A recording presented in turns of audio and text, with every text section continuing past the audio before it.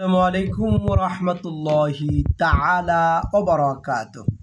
সুপ্রিয় উপস্থিতি, উপস্থাপন করছি চলমান সংস্কার, যেভাবে রাষ্ট্রীয় সংস্কার ও সংশোধন করবে জামায়াত। গঠনতন্ত্রের ভাষায় জামায়াতের চতুর্থ দফা কর্মসূচি হলো নিয়মতান্ত্রিক ও গণতান্ত্রিক পন্থায় সরকারের পরিবর্তন এবং সমাজের সর্বস্তরে আল্লাহভীরু, চরিত্রবান, সৎ ও যোগ্য লোকের নেতৃত্ব কায়েমের চেষ্টা করা, অর্থাৎ রাষ্ট্রীয় সংস্কার বা সরকারের সংশোধনই হচ্ছে এই দফার মূল কাজ। এসব কাজের মাধ্যমে আল্লাহ তাআলার আইন সৎলোকের শাসন কায়েম হবে। এই দফার কাজগুলি হলো রাষ্ট্রীয় সংস্কার ও সংশোধন: ১. সমাজ বিশ্লেষণ, ২. রাজনৈতিক বিশ্লেষণ, ৩.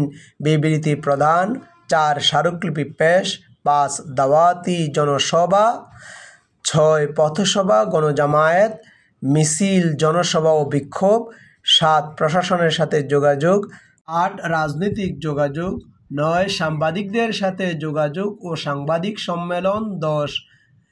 বার লাইব্রেরিতে যোগাযোগ, ১১. ব্যবসায়ীদের সাথে যোগাযোগ, ১২. পত্রপত্রিকা প্রকাশ, ১৩. জনমত গঠন, ১৪. নির্বাচন, ১৫.